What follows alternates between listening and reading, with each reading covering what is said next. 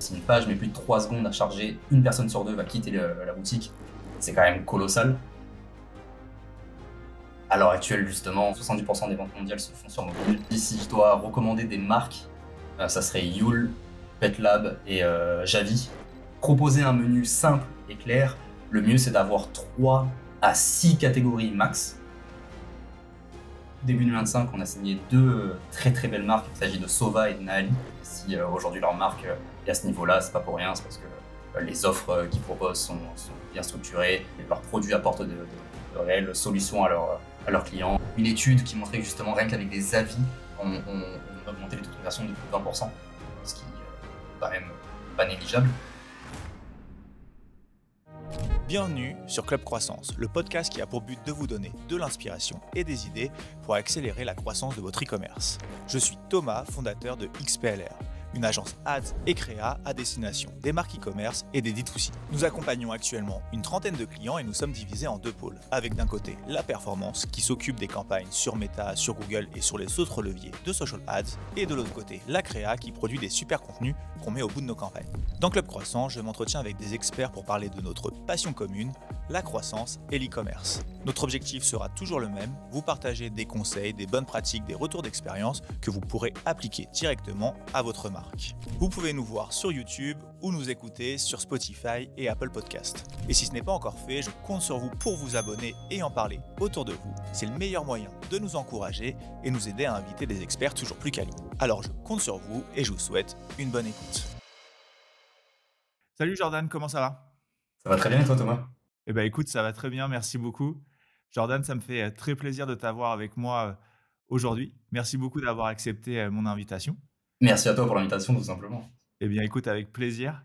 Tu es le fondateur de Pléiade Studio, une agence spécialisée dans la création, l'optimisation et la refonte de boutiques en ligne.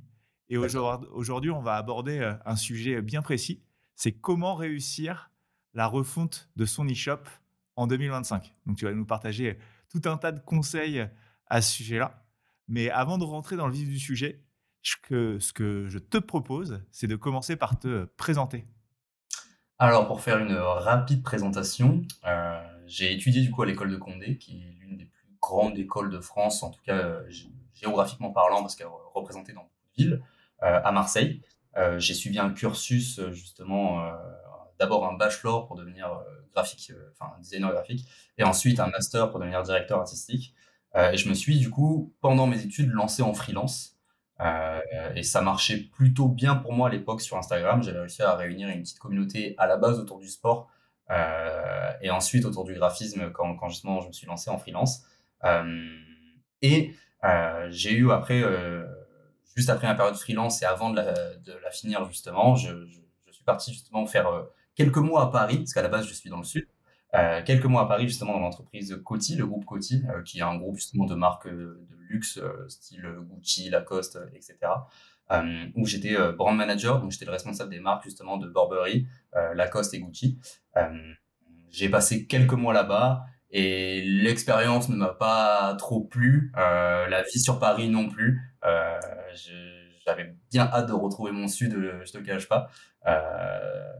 Et donc du coup, à partir de cette expérience-là, que je ne vais pas conclure de mauvaise non plus, mais qui ne m'a pas satisfait en tout cas à 100%, j'ai décidé du coup de développer davantage ma carrière solo, donc à la base en freelance, en montant tout d'abord un collectif, donc qui se nommait déjà Pléiade Studio. On avait fait une réunion avec ce collectif justement pour essayer de trouver un nom, et c'était celui-ci qui s'était dégagé, parce qu'on avait fait tout un storytelling justement autour de l'univers des étoiles, et vu que justement il y avait plusieurs sens, c'est d'ailleurs pour ça que le S est entre crochets. Pléiade au singulier veut dire justement groupe d'individus au talent particulier, vu qu'on était un collectif ça sonnait bien, et en même temps un Pléiade avec un S, c'est justement la constellation qu'on retrouve, l'amas d'étoiles qu'on retrouve dans la constellation du Taureau. Donc on aimait bien le double sens. Tu peux même aller chercher un troisième sens avec la phonétique anglaise, avec le Pléiade, vu qu'on jouait à l'époque avec la com, etc. Parce c'était un collectif 360. Je m'étais réuni justement d'experts de chaque domaine du design. Donc il y avait un 3D designer, une photographe, une designeuse d'espace, un sound designer, un web designer, etc. Et on a fait d'abord une petite année comme ça en collectif. Mais là aussi, l'expérience n'était pas optimal pour moi parce que j'avais pas l'impression d'avoir une réelle équipe. On était encore tous chacun chez soi, plus ou moins distillés un peu partout justement en France. Et j'avais besoin d'un peu plus. J'avais besoin même moi d'évoluer parce que j'étais encore toujours une sorte de graphiste mais apporteur d'affaires via du coup mon réseau sur Instagram. J'apportais au final des contrats à droite à gauche, mais il n'y avait pas cet aspect équipe vraiment qui ne forme plus qu'un autour d'un seul et même drapeau. Donc du coup à partir de septembre 2023, j'ai décidé du coup d'arrêter le collectif et de monter réellement une agence. Donc j'ai dit au revoir à tout le monde sauf à une personne qui était du coup Kevin, qui est resté depuis et qui est toujours là, qui était le web designer du coup du collectif, qui a un talent brut que je voyais comme vraiment un diamant, une petite pépite. Et je le remercie encore pour sa confiance dès le début, dès le collectif. Et je lui ai proposé justement qu'on monte une agence web. Donc le but, c'était que moi, je sorte un peu de l'opérationnel pour essayer d'apprendre à être un CIO, parce que jusqu'à présent, j'étais qu'un graphiste. Et donc lui confier les rênes principales de l'opérationnel, du coup, en gravitant les services de cette nouvelle agence autour de ses compétences à lui, donc le web. Et donc, du coup, on s'est spécialisé en web en tant qu'agence en septembre 2023. Et à partir d'une première expérience avec un regretté client en décembre 2023, justement, qui est nommé Ceral Space. Je ne sais pas si tu as entendu parler de ce dossier. Ouais, si, c'est Aerospace, j'en ai déjà entendu parler quelques fois, pas en bien malheureusement, je sais pas si... Voilà, pour résumer la chose, au final, il s'avère que c'était une grosse arnaque qu'on a pris il y a peu et qu'il a arnaqué beaucoup de clients, qu'il a fait un exit à la dernière minute en justement forçant via ses utilisateurs qui étaient abonnés des grosses commandes et ensuite en fermant boutique. Donc il a fait passer à ses clients des commandes à 700, 900, 1200 euros, puis il est parti comme ça d'un coup. Donc il y a une grosse affaire derrière justement policière et ainsi de suite. Bon, bref, c'était notre tout premier client en décembre 2023. On avait fait justement une refonte avec lui. Et ensuite, on l'avait perdu de vue, littéralement. Et ça nous a mis un pied à l'étrier justement à l'e-commerce. Et c'est là qu'on s'est rendu compte du coup avec Kevin qu'on avait pris notre pied, nous en tout cas, sur ce projet. Contrairement du coup à de la startup ou à de la tech ou à des apps ou du SaaS où on peut moins s'éclater en tant que créatif, en tout cas par rapport à nos profils à nous. On s'est rendu compte que sur de l'e-commerce, on s'éclatait énormément parce que forcément, il y avait du packaging, c'était beaucoup plus coloré, on pouvait être un peu plus créa. Donc, on a eu un gros coup de cœur sur ce projet-là et on a décidé du coup de foncer sur l'e-commerce à partir du coup de décembre 2023. Et c'est à partir de là du coup que l'agence Shopify est née. Et ensuite, en juin, on a absorbé une agence de dev parce qu'on pouvait faire que des maquettes justement jusqu'à présent pour les sites. Et donc, pour compléter nos services, on a décidé d'absorber une agence tech, donc qui était l'agence Wapis, dirigée par à l'époque Grégoire Flouret. Maintenant, elle n'existe plus. Et du coup, Grégoire Flouret est devenu mon associé en tant que CEO de l'entreprise et dirigeant du pôle dev et de l'équipe dev de Pléiade. Voilà pour le gros résumé de la petite histoire perso. Très bien, bon bah déjà, félicitations pour ce beau parcours. Donc toi, tu viens du design et tu es arrivé dans l'e-commerce. Je C'est pense ça. qu'après, tu vas citer le nom de quelques marques avec lesquelles vous bossez, mais c'est vrai que quand on va sur leur site internet, ce qu'on se rend compte, c'est qu'il y a toujours une vraie direction artistique, c'est très graphique, très beau et très bien designé. Aujourd'hui, vous êtes combien dans l'équipe au total de Pléiade, freelance, etc. compris? Alors aujourd'hui, en interne, on est 7. On décide de, pour l'instant, pas travailler avec des freelances pour essayer d'internaliser un maximum les compétences et accompagner au mieux nos clients. Donc à l'heure actuelle, nous sommes 7. Il y a du coup 3 développeurs, 3 graphistes, enfin 3 web designers, pardon, et une webmaster. Et du coup, mince, pardon, tu m'as posé une question que j'ai oubliée. Oui, par rapport au projet client et surtout l'accès enfin l'appétence pour le design. Effectivement, le parti pris qu'on a pris en début d'année 2024, donc quand on s'est lancé dans l'e-commerce, c'est qu'on s'est rendu compte que la plupart des agences spécialisées e-commerce Shopify étaient majoritairement des agences de techos, de développeurs. Et donc, du coup, ils faisaient souvent appel à des agences créa pour soit faire leur maquette, soit leur maquette, justement, ressemblait vulgairement à des templates, ou en tout cas, il y avait moins d'appétence, justement, pour cet aspect visuel. Et il y a eu ce parti pris de se dire, OK, nous, on a une appétence pour le graphisme, on est, je pense, relativement bon dedans.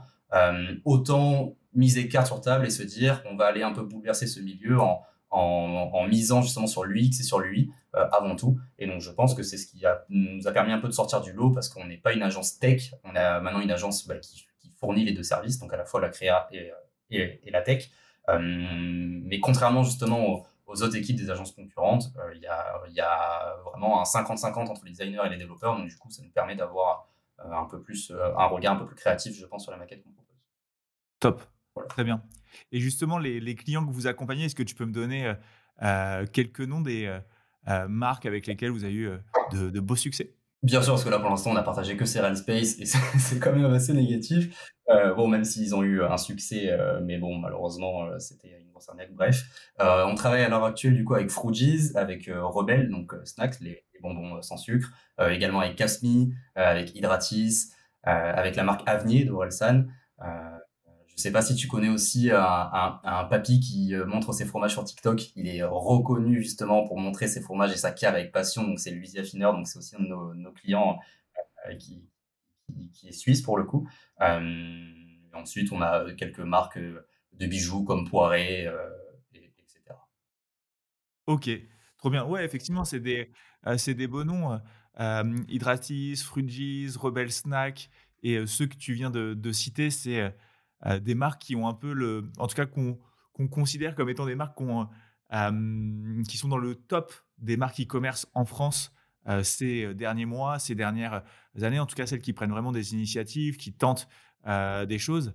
Et c'est top de t'avoir avec nous aujourd'hui, puisque tu es l'agence du coup qui se cache derrière leur boutique en ligne.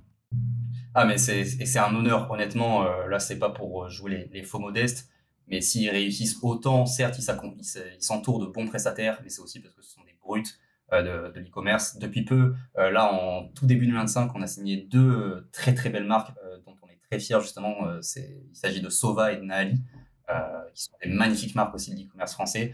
Et là encore une fois, ce sont juste des brutes épaisses de l'e-commerce. Et si aujourd'hui leur marque est à ce niveau-là, c'est pas pour rien, c'est parce que les offres qu'ils proposent sont bien structurées. Ils apportent leurs produits apportent de réelles solutions à leurs clients. Et donc, du coup, forcément, ils exposent tout sur Shopify.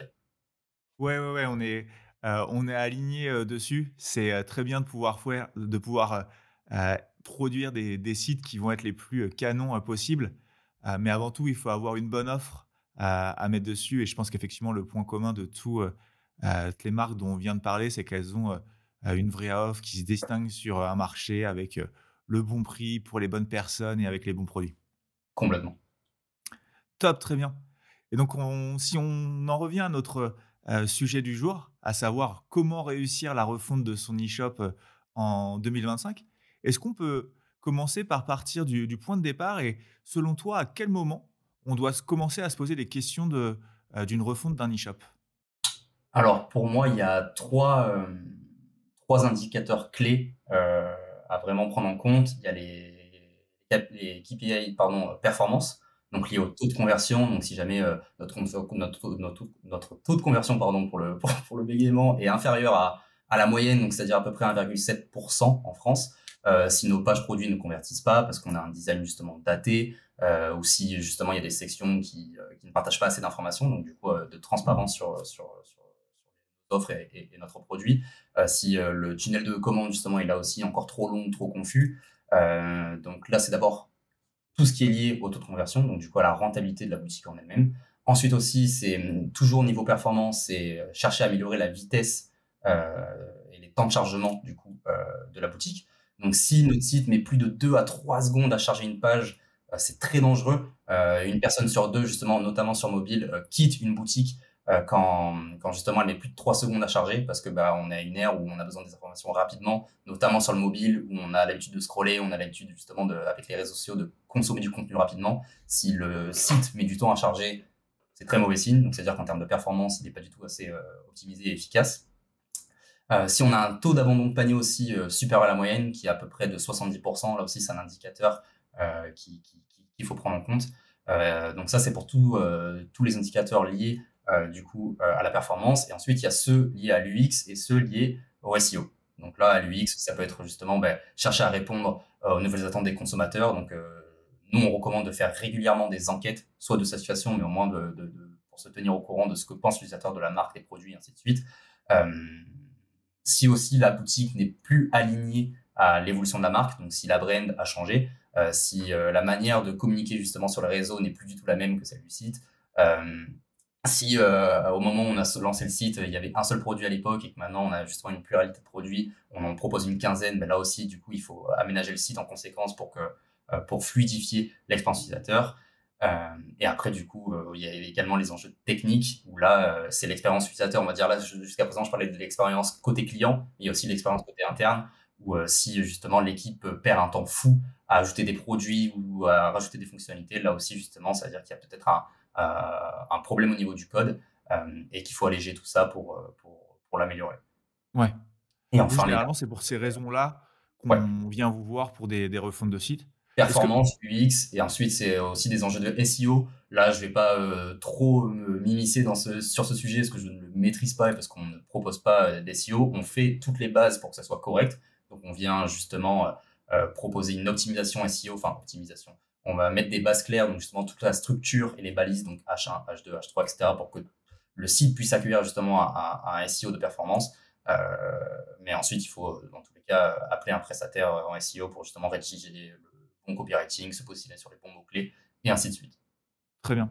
Et vous le faites principalement sur un CMS en particulier, Shopify, ou est-ce que vous pouvez aussi accompagner, des marques sur, Presta, sur, Alors, nous, on Magento et cetera? travaille exclusivement sur Shopify.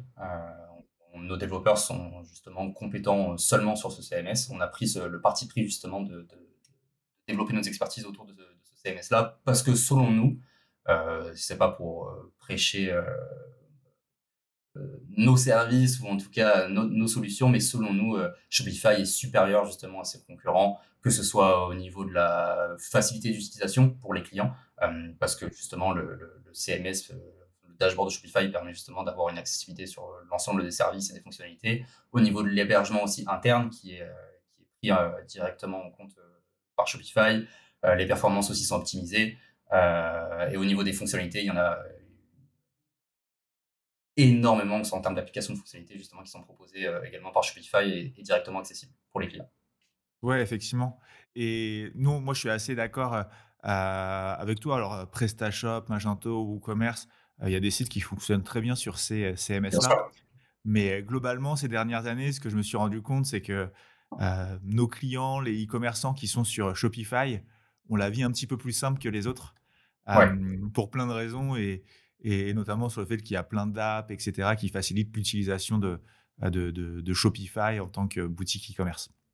complètement. Très bien. Et est-ce qu'en termes de chiffres, je veux dire, de volume de trafic ou de volume de chiffre d'affaires, toi, tu conseilles d'atteindre un certain palier avant de penser à une refonte, bien, développée d'un site e-commerce? Alors j'aurais tendance à recommander une refonte euh, ou un rebrand, parce que souvent justement ça peut être lié. On décide justement de passer un autre cap et de profiter de la refonte pour faire un rebrand. Je recommande justement de procéder à ce gros chantier seulement quand on est sur une période de croissance stable. Quand justement on est en train de scale fortement, je recommande pas du tout de faire une refonte du moins intégrale. On peut aller chercher justement des petites recommandations et des petits changements, donc faire du CRO. On vient des fois changer juste un peu de copywriting, rajouter une section et faire de l'A/B test. Je recommande plus de faire ça quand on est en pleine période de croissance plutôt que de changer du tout au tout. Justement, une grosse refonte en pleine période de croissance, c'est relativement dangereux parce que justement on a habitué nos utilisateurs et nos utilisatrices à se balader sur un site internet, à avoir justement des comportements sur ces pages-ci, à s'être habitué justement même à ce fonctionnement-là, à certaines images, à certaines photos qui sont justement qui représentent la marque à l'heure actuelle. Donc si d'un coup on bouleverse l'expérience utilisateur, c'est relativement dangereux. En tout cas, il y aura forcément une baisse de statistiques au début. Donc autant attendre une période justement stable et ensuite effectuer la refonte pour aller chercher de nouveaux plafonds un nouveau plafond de verre. OK, très clair. Et donc dans ce cas, une fois qu'on a décidé de faire une refonte pour, une ou plusieurs raisons dont tu viens de parler, c'est quoi le 1er conseil que tu donnes, que tu donnerais à une marque pour réussir sa refonte? Alors le tout premier conseil, j'hésite entre 2. C'est d'abord de s'intéresser énormément à ses clients, en leur posant beaucoup de questions. Pourquoi ils consomment chez eux? Qu'est-ce qui ferait qu'ils ne consommeraient pas chez eux? Essayer d'enrichir justement, et d'avoir un maximum, enfin, pardon, d'enrichir, je n'ai pas le mot qui vient après, donc je vais dire plutôt, d'avoir un maximum de réponses, à toutes ces questions pour justement proposer après l'expérience qui est la plus adéquate pour les nouveaux utilisateurs. Parce que si 5 clients ont acheté, 5 clients sur 6 ont acheté pour ce bénéfice-là, il y a de fortes raisons et il y a de fortes chances que les futurs utilisateurs justement passent à l'achat si on met en avant ce bénéfice-là. Donc pour donner un exemple concret, peut-être que justement on a une marque, je sais pas, prendre un exemple justement par exemple comme Capsme, on a une marque de café où justement on vient mettre peut-être en avant que le côté éco-responsable justement des capsules. Donc c'est l'atout numéro 1 de notre communication. On veut miser sur ce bénéfice, mais peut-être qu'avec ce formulaire, on va se rendre compte que les gens juste cherchent un café qui peut être facilement, je sais pas, facilement livré, ou en tout cas avec une fréquence de livraison toutes les semaines ou autre. Et justement, Casme apporte cette solution. Et donc du coup, on se rend compte que l'atout marketing numéro 1, c'est peut-être pas l'éco-responsabilité, mais c'est justement cette capacité justement à délivrer rapidement à des fréquences justement euh, récurrentes. Et donc, du coup, ça peut changer tout l'axe de communication et les bénéfices qu'on met en avant. Et donc, du coup, forcément, euh, le taux de conversion, les résultats, etc. Ouais, très intéressant ce que tu viens de dire. Donc toi, ton premier conseil, c'est de partir du besoin, Ouais, de ton client, de comprendre quel est ce besoin, réellement au niveau des usages pour, utiliser ça comme, fil rouge dans la conception du site internet? exactement. Complètement. Et ensuite, en second point, qui est selon moi plus ou moins aussi important que le premier, c'est penser par contre son nouveau site pour le mobile. À l'heure actuelle, justement, 70% des ventes se font justement, du moins des ventes mondiales, c'est un peu moins justement en France, mais 70% des ventes mondiales se font sur mobile. C'est pas pour rien. C'est un peu, c'est l'extension de notre main à l'heure actuelle, et il faut que le site soit optimisé pour mobile. Sinon on risque de perdre la moitié de nos clients potentiels, donc c'est quand même. Ouais, c'est clair et puis, on le voit, c'est les marques dont tu, parlais, tout à l'heure et puis globalement les e-commerçants, sont aussi, souvent des marques qui investissent beaucoup en social ads, Ouais, sur Facebook, sur Instagram, sur, TikTok et ça reste des réseaux sociaux qui sont, en majorité consommés sur le mobile et donc quand on va faire de la publicité sur ces plateformes-là, on renvoie naturellement vers son site, en mobile. Donc, je complètement. pense que ça va avec le chiffre dont tu, parlais tout à l'heure. 70 des transactions se font, sur mobile à l'heure, actuelle. Je pense que c'est un chiffre qui ne fait qu'augmenter, Oui. avec le temps. C'est amené à croître, hein. Justement, je pense qu'en 2025, on va passer la barre des 80%. Ouais, ouais, ouais, c'est en tout cas, c'est un chiffre qui fait qu'augmenter année, après année et puis ça fait énormément de bon sens. Je pense qu'il y a encore quelques années, c'était important d'argumenter sur le fait que le mobile était, très important. Aujourd'hui, si on n'en est pas encore convaincu, c'est qu'il y a peut-être un problème. Hem Et vous, est-ce que ça va jusqu'au point où, quand vous commencez à travailler un site, vous, le travaillez d'abord pour mobile et ensuite sur la version, desktop? Ou, vous faites, globalement les 2 en même temps? Je vais parler dans notre cas, je ne sais pas si c'est la meilleure façon de faire, mais nous, on a tendance à commencer par le desktop pour justement centraliser toutes les informations qu'on va placer sur chacune des sections, sur chacune des pages, pour ensuite pouvoir justement aller à l'essentiel sur mobile. Vu qu'on a mis toute notre cambouis et tous les éléments qui vont être mis en place justement sur desktop, parce qu'on a de la place et que c'est assez aéré pour qu'on puisse mettre les choses, on va ensuite pouvoir justement aller sélectionner tout ce qui est important et essentiel sur mobile, et donc on travaille ensuite sur la version mobile. Mais dans une pensée mobile first, dans le sens où on sait que les utilisateurs vont venir d'abord sur mobile. Le premier point de contact en général est sur mobile, même si l'achat est fait sur desktop après. En général, ils découvrent la brand, les produits et la boutique sur mobile. Donc on met un point d'honneur justement à ce que ce soit cette version-là qui est la plus optimisée. OK, très clair. Et justement sur mobile, c'est quoi les bonnes pratiques, les détails auxquels il faut faire particulièrement, attention? Alors la vitesse de chargement, c'est essentiel. Encore une fois, pour revenir à l'exemple de tout à l'heure, si une page met plus de 3 secondes à charger, une personne sur 2 va quitter la boutique. C'est quand même colossal. Donc pour ça, le mieux, Surtout c'est de. quand je t'arrête juste une petite seconde sur cette partie-là. C'est colossal, d'autant plus, quand on voit que les coûts publicitaires ne font, qu'augmenter. si on a disons un coût par clic à 50 centimes sur ces Ads Manager, donc ça c'est plutôt un bon coût par clic, c'est top. Mais si derrière il y en a que 1 sur 2 qui Ouais, va vraiment sur le site, finalement le coût par clic il est plutôt de 1 € que de 50 centimes. Et complètement. ça fait une vraie différence à la fin. Complètement. Et puis, en général, une mauvaise expérience coûte très cher. Si un utilisateur, justement, tombe sur un site qui est mal optimisé ou ainsi de suite, il y a très peu de chances qu'il y remette le pied, même s'il tombe sur une ads et qu'il comptait acheter le produit, il y a de fortes chances que du coup, il aille voir un concurrent qui a un site beaucoup plus optimisé, beaucoup plus accessible pour lui. C'est tout bête, mais c'est comme justement quand j'aime bien comparer justement l'e-commerce au commerce qu'on a justement dans la vraie vie. C'est comme si tu te pointes dans une boutique, que les allées justement sont très étroites et que donc du coup les gens se bousculent justement pour aller dans les rayons, qu'une personne avec une poussette ne peut pas rentrer et qu'en plus de ça, ben, tu es dans un supermarché et t'as pas les indications, tu vois, en haut pour te dire dans quel rayon justement où tu vas trouver ton café, ainsi de suite. Tu vas avoir de la frustration, tu vas peut-être partir avec un achat, mais tu vas pas y remettre les pieds de sitôt et il y a de fortes chances que du coup tu ailles faire ton achat ailleurs. Ouais, ouais, puis il y a aussi de fortes chances que, tu en reparles autour de toi et que ça renvoie de la négativité. Ouais, en tout cas, c'est vraiment, pas bon et Ah ouais, non, non, non. si vous êtes dans cette situation, là, faites-y vraiment, attention. On a parfois tendance à, vouloir trop en demander, aux internautes en disant: «Bah, c'est pas si grave, ils ont qu'à attendre, 3 secondes». Mais on est vraiment en ligne et les comportements en ligne, ils sont très, spécifiques. On le voit rien que quand on fait du social ads, c'est en une demi seconde, une seconde qu'un internaute décide de regarder un contenu, ou pas.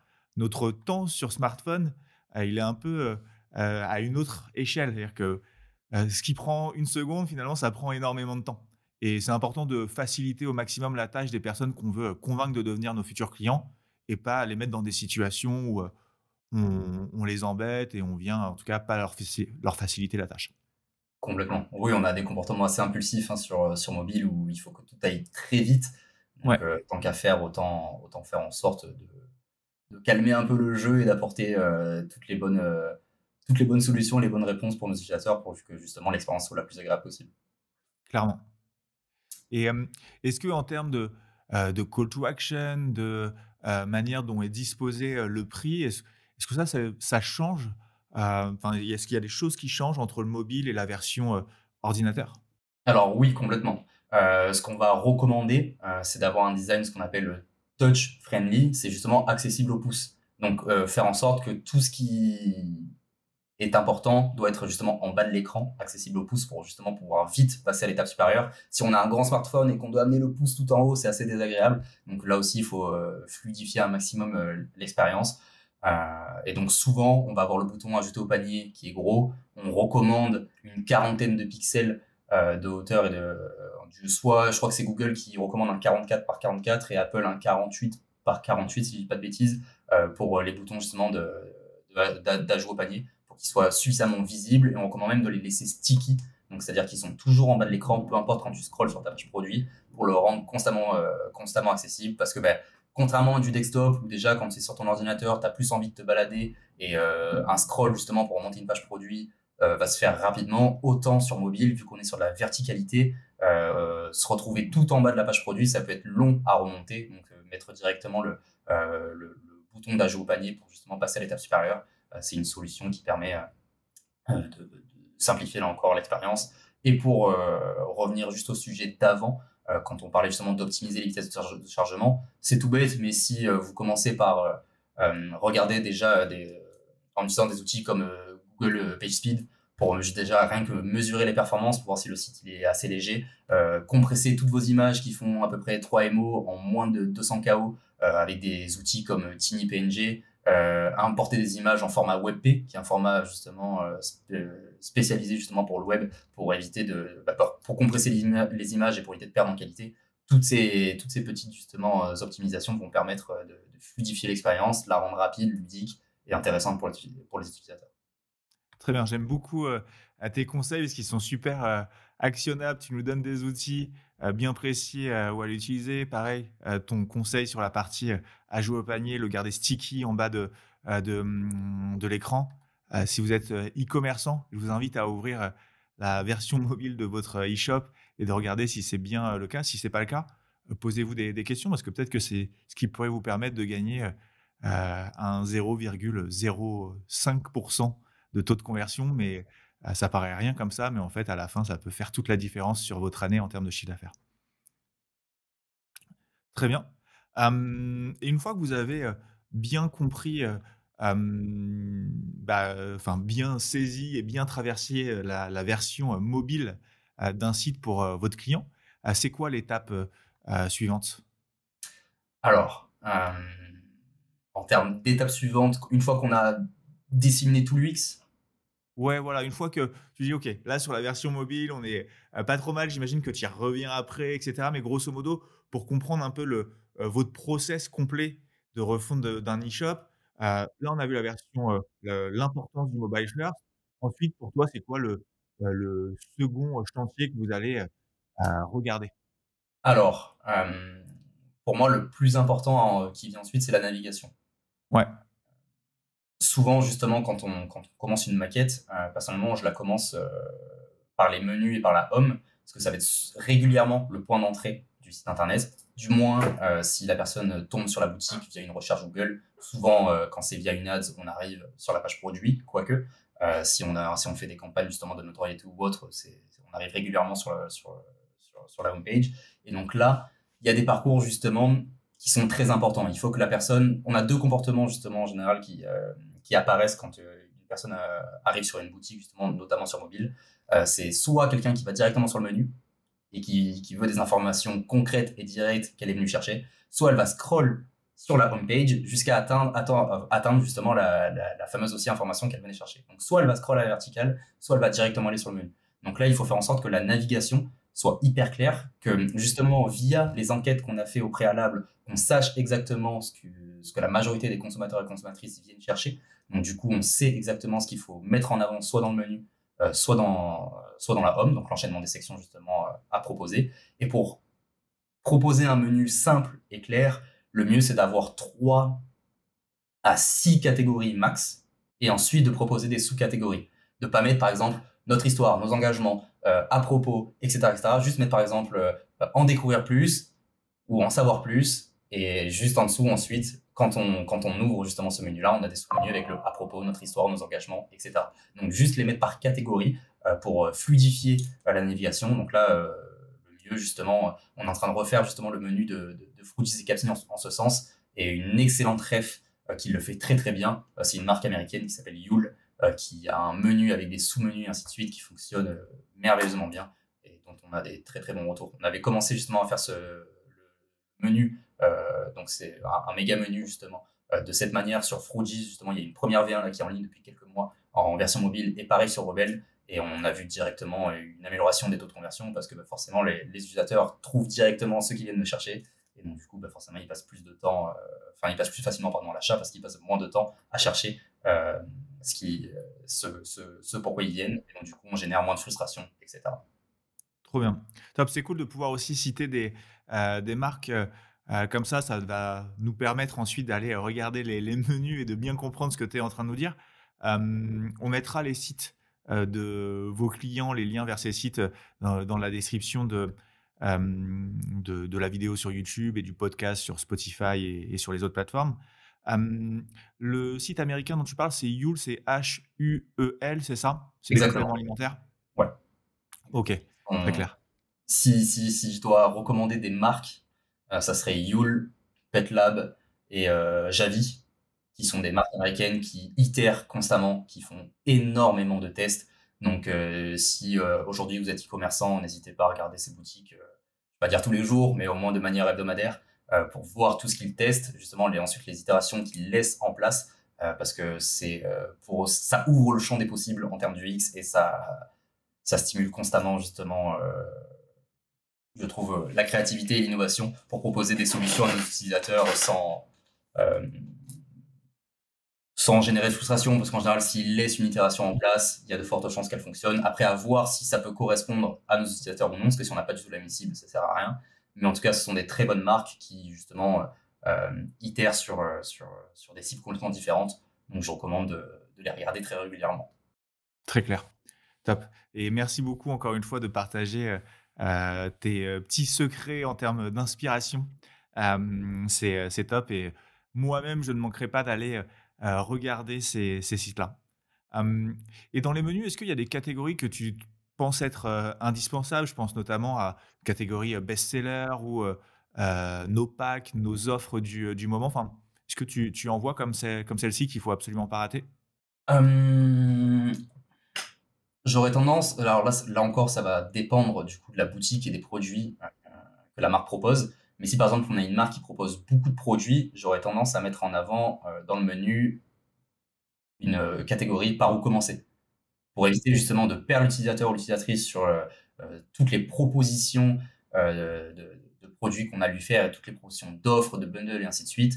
Pour lui mettre un pied à l'étrier, je lui mettrai justement une petite catégorie par où commencer pour justement tomber sur les offres qui ont le meilleur rapport qualité-prix ou en tout cas qui me permettent de tester la marque sans trop prendre de risques. Je commencerai par ça. Ensuite, je mettrai du coup une marque, nos produits, une catégorie nos produits avec des sous-catégories justement dans un sous-menu justement best-seller, les offres et réductions du moment, et ensuite peut-être tous les produits. Ou après, si là aussi ça dépend, si on est justement sur une marque de vêtements, peut-être mettre homme, femme, enfant. Là aussi, ça dépend forcément des catégories, des collections que la marque met en place. Donc voilà, je mettrai une catégorie pour mettre un pied à l'étrier, ensuite pour donner l'accès aux produits, une troisième pour justement en savoir plus sur la marque. Donc c'est là où on va découvrir les engagements et apporter un peu plus de poids à la brand. Je mettrai ensuite le contact. Euh, c'est déjà pas mal, on est à 4. On peut aller jusqu'à 6 max, mais là ensuite ça dépend du coup forcément des marques. Parce que si par exemple c'est une marque qui se vend aussi beaucoup en retail, on peut avoir une catégorie où nous trouver, etc. Mais là après ça s'adapte évidemment à chaque marque. Ouais, bien sûr, ça s'adapte à chaque marque, à son catalogue de produits, à son nombre de références, de verticales sur lesquelles elle est présente. Mais je pense qu'effectivement, c'est quelque chose qui doit être bien réfléchi. Peut-être tu vas me dire si tu es d'accord avec moi, mais remis aussi en question régulièrement cette Ouais, navigation. complètement. Il faut la remettre continuellement en question et ne pas hésiter justement encore une fois à envoyer des mails à ses clients et demander si justement il y a quelque chose qui rebute l'accès justement et l'expérience pour eux. Ne pas hésiter à leur poser les questions. Qu'est-ce qui ferait que tu n'aurais pas acheté chez moi, pour savoir s'il y a un argument qu'on met en avant qui ne fonctionne pas, ou si justement on peut nous dire vos produits sont difficilement accessibles dans le menu, j'arrive pas à le trouver. Ah bon, effectivement, il y a peut-être des sous-catégories à mettre en place, etc. Là, par exemple, pour Casmi, vu qu'on est en train de refondre leur menu, j'y pense. On sait qu'on a eu beaucoup de retours de leurs clients qui nous disent justement oui, mais je sais pas si je dois acheter des capsules parce que moi j'ai une machine espresso, mais au final, est-ce qu'avec une Dolce Gusto, c'est pareil, etc. Donc là, on est en train de créer justement un menu qui est nos produits avec un sous-menu selon la marque du client qui donne ensuite accès seulement aux produits qui sont en lien avec la machine qu'il a à la maison. Donc là aussi, du coup, on permet de simplifier la navigation et ça, on peut le faire en prenant soin de ses clients et en leur demandant en continu justement les gènes qu'ils peuvent rencontrer sur la boutique. Trop bien. Bah, c'est encore une fois de très bons exemples. Merci pour ça, Jordan. Hem, donc on a parlé heu, du fait de penser d'abord son site en version mobile, ensuite de réfléchir à une navigation la plus, smart et j'ai envie de dire qui fait le plus preuve de bon sens, possible pour, les internautes qui viendront sur votre site. Est-ce que tu as d'autres points, un troisième point comme celui-ci par lequel tu réfléchis tu rentres avec tes clients pour réfléchir à la refonte? Euh, alors, la majorité du temps, je vais pas dire tout le temps, mais la majorité du temps, quand on fait une refonte, on les force à revoir leur stratégie de vente et leur stratégie d'achat via leurs offres. Pour voir justement, on vient stimuler un peu le jus de cerveau de chacun pour voir si, avec quelques recommandations, on peut améliorer justement le panier moyen, donc l'AOV, et chercher à vendre plus. Donc, du coup, souvent, on vient apporter un peu de gamification, donc des récompenses après à partir de certains paliers d'achat. Ça peut être des réductions, donc un moins 10% à partir de 40 euros, un moins 15% à partir de 50 euros, etc. Des fois, ça peut être juste au contraire un produit. On se rend compte que le moins 10%, ça ne génère pas d'achat parce que les gens ne se projettent pas sur la somme qu'ils pourraient économiser. Par contre, on peut dire qu'à partir de 40 euros, vous allez récupérer, pour revenir sur le cas fini, par exemple, une tasse à café. je dis des idées un peu au hasard, mais c'est pour dire que des fois, on peut projeter justement le client à consommer plus en lui offrant soit des réductions, soit des produits. Donc là aussi, itérer les deux et voir celui qui, en faisant un petit A/B test via un outil comme IntelliGems, par exemple, on envoie 50% de ses utilisateurs avec une récompense à moins 10%, 50% avec au même palier une récompense avec la tasse, par exemple, ou quelconque produit lié justement euh, à l'achat de l'utilisateur. Et donc là, du coup, on va voir déjà lequel attire le plus. Et donc, du coup, on va augmenter un peu notre panier moyen parce que forcément, quand on voit cette petite barre se remplir et qu'on voit qu'on peut débloquer des récompenses, ça nous donne envie, mine de rien, de les débloquer, d'avoir ce petit cadeau supplémentaire. Donc, on vient un peu stimuler et remettre en question toutes les offres, même le système de bundle, si on peut proposer des réductions quand une personne justement achète un bundle pardon, supérieur, donc en faisant de l'upsell. Donc si admettons c'est un bundle qui comprend 2 produits, est-ce qu'on peut aller chercher un bundle avec un troisième produit qui est régulièrement acheté donc si admettons pour revenir, est-ce que j'ai un autre exemple non, là j'en aurais pas en tête. Euh, Peut-être oui, un exemple avec Sova. On a une cure et admettons une lotion. Et on se rend compte que ce bundle justement de ces deux produits est rajouté au panier et souvent acheté avec un autre produit complémentaire, et proposer justement en upsell directement un bundle de ces 3 produits avec une réduction, etc. Enfin bref, on essaye de réfléchir à toute la stratégie de vente et ainsi de suite. Et ensuite, essayer d'apporter aussi un maximum de description à ces fameuses offres. Plus on apporte de transparence et d'informations justement sur ces offres, sur ce qu'elles représentent, les solutions justement qu'elles m'apportent, les bénéfices justement euh, que j'aurai en consommant pardon, le produit, en apportant aussi des photos et vidéos de qualité pendant tout le parcours. Donc le mieux, c'est d'avoir justement des produits en photo, mais utilisés par des clients potentiels, donc utilisés par l'humain en tout cas, pas juste une photo en studio. Pour faciliter la projection, justement, il faut le voir en train d'être consommé, en train d'être utilisé. Donc le mieux, c'est d'avoir des photos, justement, des shootings de personnes qui représentent votre cible, qui consomment le produit. Et ensuite, encore le must, c'est des vidéos.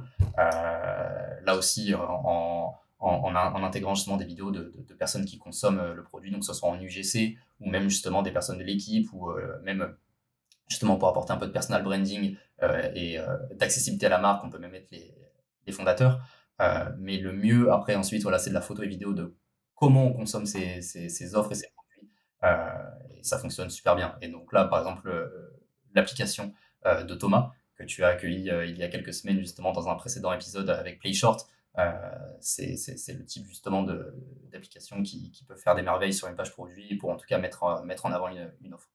Ouais, ouais, effectivement. Bah, d'ailleurs, Thomas, c'est la personne qui m'a conseillé de t'inviter dans ce podcast. Effectivement, l'application, elle est top pour pouvoir intégrer facilement de la vidéo et quand on sait qu'aujourd'hui, bah, sur un site internet, les contenus textes sont lus, mais pas tous dans leur entièreté.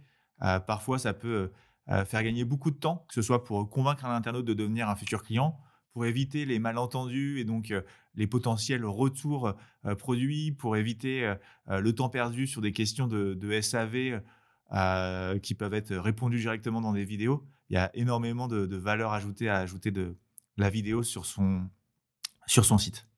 Complètement. Et si ensuite sur ces offres, on peut essayer de créer un peu de FOMO, attention, ne pas en abuser, donc en ajoutant un petit compte à rebours si c'est une offre spéciale, en indiquant peut-être la quantité limitée disponible justement si par contre il y a un vrai stock limité en disant que bah, admettons il y a encore plus que 20 recharges de ce produit ou autre. Faire, en tout cas, sentir que le produit est spécial, soit via une édition limitée, soit via ce compte à rebours ou autre, c'est un très bon moyen d'enclencher l'achat. Là aussi, on peut mettre des petits messages comme 10 personnes ont acheté ce produit aujourd'hui ou 15 personnes l'ont acheté la veille. Là aussi, ça donne un petit sentiment d'urgence et ça crédibilise encore plus le produit slash l'offre parce qu'on voit que justement il a été acheté il y a peu par autant d'individus. Donc si forcément ces personnes ont fait confiance, il y a de fortes chances que moi aussi je puisse leur faire confiance. Ouais, carrément. Oui, effectivement, je pense qu'ici, ça dépend de la marque, de ses produits, de son, positionnement, mais on n'est pas nécessairement en train de parler d'un, gros compte à rebours qui, va vous Non, dire: «Attention, plus que 5 minutes pour profiter de l'offre» et Si vous revenez le lendemain, vous allez avoir encore 5 minutes pour profiter Alors bah, ça, de, c'est catastrophique. C'est souvent la de personne l'offre. Mais heureusement. effectivement, rien que même pour une marque de prêt-à-porter, si c'est best-seller, elle sait que dans les stocks partent super vite, d'ajouter qu'il y a plus que quelques pièces disponibles, si c'est réellement le cas. Le but, c'est pas d'en abuser et de mentir de ce Non. côté-là, sinon ça se retourne contre soi à un moment ou un autre. Mais c'est intelligent de pouvoir miser sur cette partie-là. Plus on apporte de transparence, justement, mais une transparence honnête et pas du tout abusive, mieux c'est. Même là, justement, après, sur les informations de la page produit, je me permets d'enchaîner sur un nouveau point juste après l'offre, mais qui est complètement lié. Qui est complètement lié. Donc, c'est au niveau de la page produit. Essayer d'apporter un maximum d'informations et de transparence sur tous les points qui pourraient potentiellement rebuter vos utilisateurs. Donc, là-dessus, il faut euh, des sections importantes, notamment le carrousel, que le carrousel photo réponde aussi à la majorité des interrogations de chacun des internautes. Il faut qu'on puisse retrouver potentiellement le tableau de différenciation.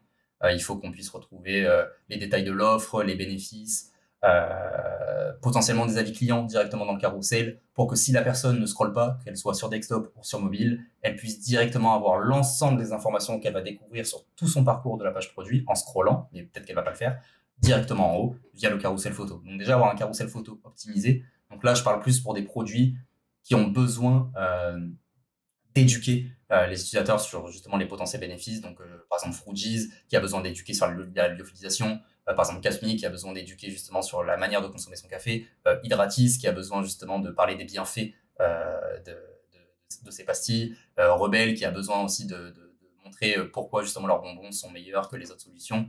Là, sur ce type de produit, on a besoin d'avoir un carrousel photo qui intègre un maximum justement d'informations, qui plus est essentiel aux des utilisateurs. Là où pour une marque de vêtements, on va plus avoir besoin de photos de personnes en train de porter le vêtement, mais par contre avoir des informations justement sur le produit.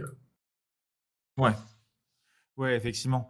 Peut-être que justement en prêt-à-porter, avoir des zooms sur la matière, si elle est particulièrement de qualité, sur les détails du produit, ça peut faire partie du carrousel. Il y a toujours une vraie différence entre, ces marques de prêt-à-porter où effectivement on va pas expliquer, la plus-value, d'un t-shirt par exemple. Pas besoin d'expliquer ça, à un futur client, mais de suggérer, d'expliquer pourquoi, ce t-shirt il vaut, tel prix et comment il est conçu en montrant des photos et en donnant cette sensation, qu'on pourrait avoir dans une boutique en ayant le produit entre les mains et en pouvant le toucher. Ça, c'est super, important.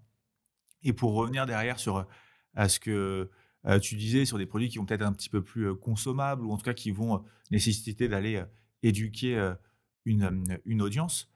Tu parlais de tableau de différenciation. Est-ce que ça, c'est, une sorte de us, versus, them? C'est ça? Complètement, c'est ça. Ouais. C'est pour expliquer un peu le parcours et l'expérience qu'on doit proposer justement sur une page produit. Le schéma simple de vente qui fonctionne, c'est d'abord, voici ce qu'est mon produit. Donc, je vais t'apporter les sections qui viennent détailler mon produit et te proposer un peu ses particularités. Ensuite, justement, pourquoi tu dois le consommer. Donc là, je vais te distiller tous les bénéfices qu'apporte ma solution. Donc là, pour en venir à Fruji, ça va être par exemple l'aspect de les vitamines et justement que tu vas pouvoir justement ingérer grâce aux Fruities, que c'est la meilleure solution de consommation justement de fruits et légumes parce que la lyophilisation permet de garder tous les nutriments. Donc bref, c'est tous les bénéfices justement de pourquoi tu dois consommer mon produit. Ensuite, c'est comment tu peux le consommer. Donc, on vient montrer une section, donc soit avec un GIF, soit avec une vidéo, soit avec des photos. C'est ce qu'on appelle la section How to. Donc, c'est littéralement comment tu peux la consommer. Donc, là aussi, avec des étapes claires. Donc, si là, on reste sur l'exemple du Fruities, c'est j'ai mon sachet, je l'ouvre, je le mets dans l'eau, j'agite, je peux consommer. Ok, je sais comment je peux consommer le produit, je peux passer à l'étape d'après. Et donc, l'étape d'après, c'est en quoi c'est la meilleure solution. Donc c'est bien beau ton produit, j'ai bien compris les bienfaits qu'il avait pour moi, mais en quoi je devrais consommer celui-là. Et donc là, du coup, on apporte souvent un tableau de différenciation qui vient dire ma solution, elle est mieux que le concurrent A et que le concurrent B.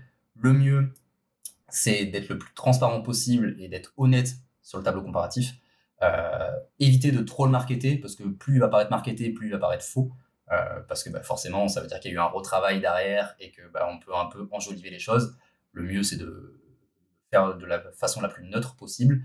Et enfin, une fois que je t'ai montré que que je t'ai décrit ce qu'était mon produit, que je t'ai dit pourquoi tu devais le consommer via les bénéfices, que je t'ai dit comment tu peux le consommer et en quoi c'était la meilleure solution, je viens appuyer mes propos en te montrant qu'il est validé par une communauté de consommateurs et donc du coup qui te ressemble qui plus est normalement, vu que les cibles sont relativement proches, pour te convaincre justement de passer à l'achat. Trop bien, top. Bah, Si encore on une a fois, tous ces énormément éléments, de conseils très pratiques que tu nous partages là.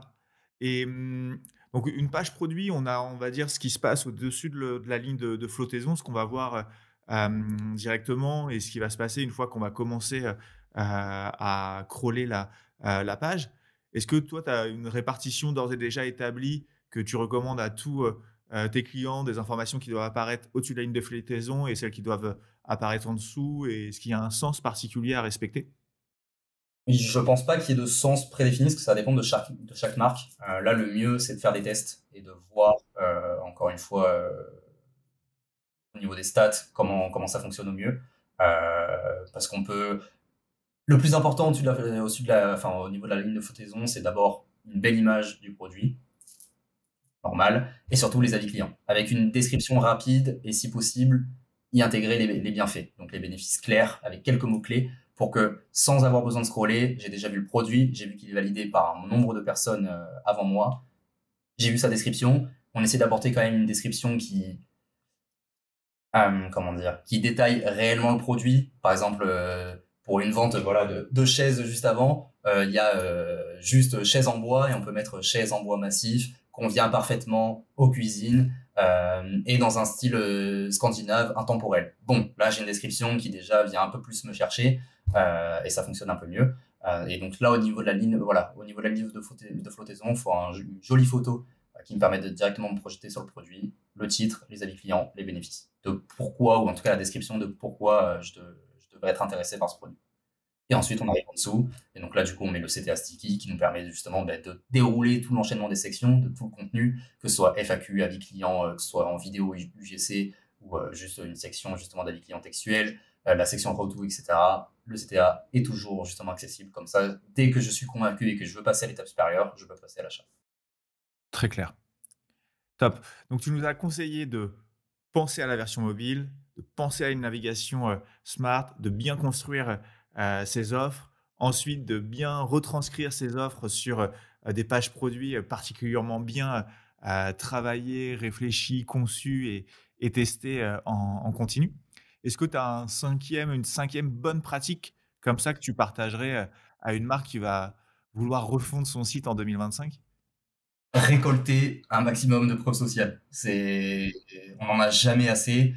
Quand on sait que près de 80% des acheteurs font confiance aux avis en ligne comme une recommandation personnelle, donc d'un avis ou d'un ami ou d'un proche, c'est hyper important. Donc afficher des témoignages vont vraiment littéralement augmenter les taux de conversion. Je crois que c'est BigCommerce qui avait fait une étude qui montrait que justement rien qu'avec des avis, on augmentait les taux de conversion de plus de 20%, ce qui n'est quand même pas négligeable.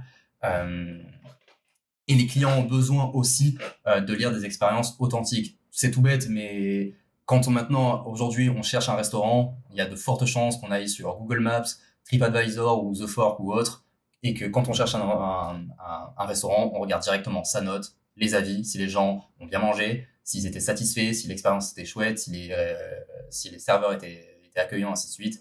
Et on se laisse beaucoup plus facilement convaincre via ces avis que s'il n'y en avait pas. Donc, c'est exactement la même chose avec une boutique en ligne. Ouais, c'est clair. Et en tout cas, moi, ça fait plusieurs années maintenant que je travaille avec des marques e-commerce et j'en ai jamais vu une seule souffrir d'avoir trop de preuves sociales sur son site C'est clair. internet. Et comme tu le dis, finalement, si vous avez un bon produit que les gens apprécient, c'est bien si c'est vous qui argumentez dessus, mais c'est encore mieux si c'est les autres qui le disent à votre place. Complètement. Et je recommande même, si possible, d'envoyer des mails en justement demandant, par exemple, aux clients de faire une vidéo où ils partagent justement leur avis sur le produit avec le produit dans les mains ou autre, quitte à leur proposer une petite récompense avec une réduction sur leur prochaine commande ou autre pour les amener à produire cette vidéo. Parce qu'on a tendance justement à apporter beaucoup plus de confiance à une personne qui fait un témoignage authentique plutôt que juste des mots sur un Trustpilot ou un JudgeMe ou tout autre outil justement de création d'avis. Et après, le must, c'est d'avoir des recommandations soit de professionnels, donc admettons naturopathe, nutritionniste ou autre, si on a justement un produit qui est en lien avec l'alimentation ou une quelconque cure, ou des influenceurs, voire micro-influenceurs, parce que ces profils-là ont forcément un capital autorité plus élevé. On a tendance à leur faire plus confiance parce que leur avis est plus important. Je pense à la marque de montre Daniel Wellington qui avait explosé seulement grâce à une campagne justement avec des micro-influenceurs qui faisaient que recommander leurs produits. Donc c'est tout bête, mais ça fonctionne vraiment très bien. Ouais, très clair. La preuve sociale, c'est pas qu'avoir, des avis, clients avec, les petites, étoiles qui vont, avec. Ça reste néanmoins, important. Ça peut être effectivement d'avoir des prescripteurs qui parlent de nous, des influenceurs, des professionnels.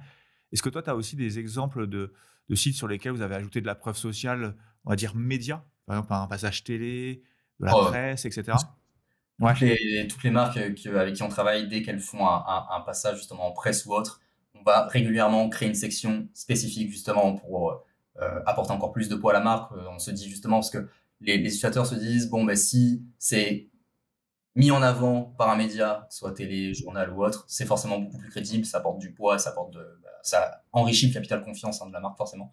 Donc dès qu'on a une intervention de ce type, je pense à un client que je ne peux pas citer qui va pas tarder, qui devrait justement participer à l'émission qui va être mon associé. On a déjà prévu justement toute la stratégie avec une offre qui va être mon associé, une nouvelle headline justement qui reprend l'image justement du passage à la télé. Et donc là, ça permet encore une fois de crédibiliser forcément la marque et enrichir toute l'image d'elle-même, de la brand, pardon. ouais, clairement. Et puis, je pense aussi, en preuve sociale, les médias ont vraiment un vrai poids.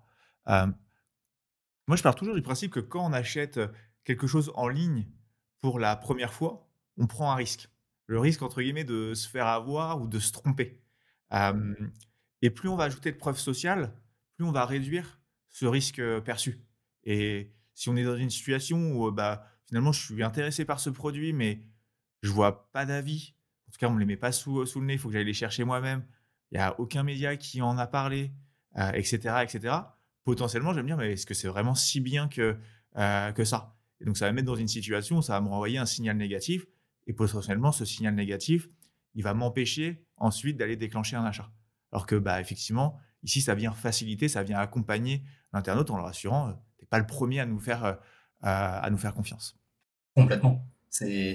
On a tellement d'exemples, je pense, dans la vie de tous les jours où on n'ose pas passer à l'achat d'un quelconque objet, qu'on tombe sur un ami qui, lui, pour le coup, est passé à l'action, il en est hyper satisfait, il nous le partage, bon, ben, dès le soir même, on rentre et on est convaincu, justement, et on y va, et on va acheter, parce que forcément, on fait confiance à l'autre personne. Il n'y a aucune raison, normalement, euh, qu'ils vendent le produit s'ils ne sont pas satisfaits, donc on va apporter beaucoup de crédit à cette preuve-là.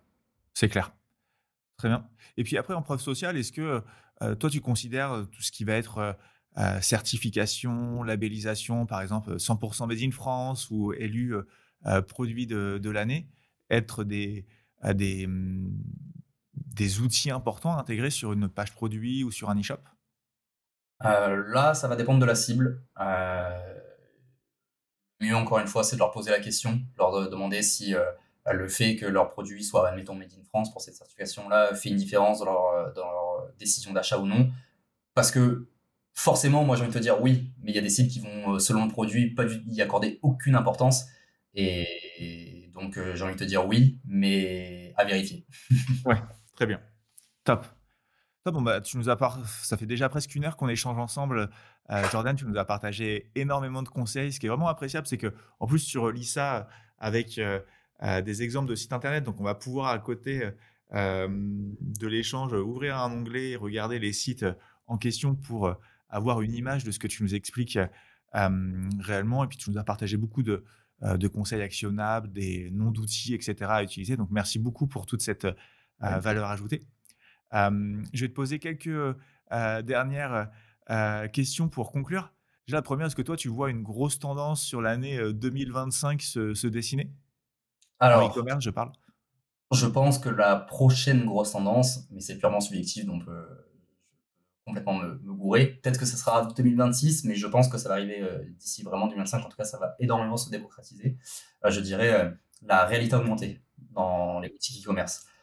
Si demain, tu veux acheter un meuble ou un sac ou autre et que via un petit outil, on te permet de le voir et de pouvoir justement voir sa contenance, voir que le sac peut accueillir, admettons, 3 bouteilles, 2 livres et une tenue de rechange, ça va encore plus simplifier l'achat. Si demain tu veux acheter un canapé et que tu puisses te tourner, regarder ton salon, filmer avec ton écran et voir que le canapé correspond parfaitement aux dimensions justement de ton salon, qui matche bien avec ta déco, etc. Là encore, c'est des solutions qui vont permettre d'améliorer l'expérience utilisateur. Et Dieu sait que c'est l'une des choses sur lesquelles il faut miser, l'expérience justement des clients, parce que il y a de plus en plus de concurrents et donc il faut créer la meilleure expérience possible. Je pense justement, c'est tout bête parce que je suis client chez eux, mais ils ne sont pas clients chez nous, mais je suis client depuis peu chez Katz, qui est un e-commerce justement qui propose de la nourriture pour animaux. Et dans l'expérience qu'ils proposent, ça fidélise parce que quand tu reçois ton carton justement de pâté ou de céréales, tu as le nom de ton chat qui est marqué dessus. Et mine de rien, le fait de miser sur et d'investir dans cette expérience, ça fidélise les clients et ça améliore forcément les taux de conversion parce qu'on passe plus facilement à l'achat. Et donc, je pense que la tendance de la réalité augmentée devrait bien s'immiscer en 2025 pour améliorer tout ça. Très bien. Top. Tu viens peut-être de répondre à ma question suivante, c'est quelle est ta marque e-commerce préférée? Soit celle avec laquelle tu as travaillé, tu rêverais de travailler, ou simplement une marque que toi, tu consommes et que tu adores? Alors, je pense qu'en professionnellement parlant, mes marques préférées, ce sont les 3 que j'ai citées plus tôt, qui sont PetLab, Youle et Javi, parce que Ok. c'est une source d'information géniale. Et par contre, en tant que consommateur, j'en ai pris un juste avant justement de démarrer ce podcast, c'est Fruities. Et pour Ouais. le coup, Katz, je suis tombé vachement amoureux de cette marque. Ok. Très clair. Top. Bah, encore une fois, on mettra tous les liens de ces sites dans la description. Et ma dernière question qui est toujours la même, qui me conseillerais-tu d'inviter pour un prochain podcast pour continuer à parler d'e-commerce ou de sujets qui gravitent autour d'ads, etc. Le CEO de Fruities qui est une brute épaisse en e-commerce. En termes de développement de brand B2C, c'est une brute. En tout cas, merci beaucoup Jordan, encore une fois, pour tous ces précieux conseils. Je suis sûr qu'ils vont être utiles à plus d'un e-commerçant qui nous aura écouté aujourd'hui. Et puis, merci beaucoup d'avoir pris de ton temps et d'être venu dans ce podcast. Avec grand plaisir. J'espère que j'ai pas parlé trop vite parce que des fois j'ai un peu balancé Non, toutes les c'était infos, vraiment très bien. Bon, génial. Du coup, merci pour ton invitation, merci pour l'expérience et je te dis à très vite. Ouais, à très bientôt. Merci Jordan. Salut. Ciao, Thomas. Merci d'avoir écouté cet épisode de Club Croissance. Si cet épisode vous a plu et pour ne pas rater les prochains, pensez à vous abonner à la chaîne YouTube ou au podcast sur Spotify et Apple Podcast. C'est le meilleur moyen de nous donner de la force et de nous aider à trouver des experts toujours plus quali pour intervenir. Pour des conseils quotidiens sur l'e-commerce, l'ADS et la créa, vous pouvez également me suivre sur LinkedIn. Et si vous voulez qu'on parle directement de votre marque et de vos enjeux, n'hésitez pas à vous rendre sur notre site internet et à prendre directement rendez-vous. Tous les liens sont dans la description. Merci pour votre soutien et à très bientôt pour un nouvel épisode de Club Croissance.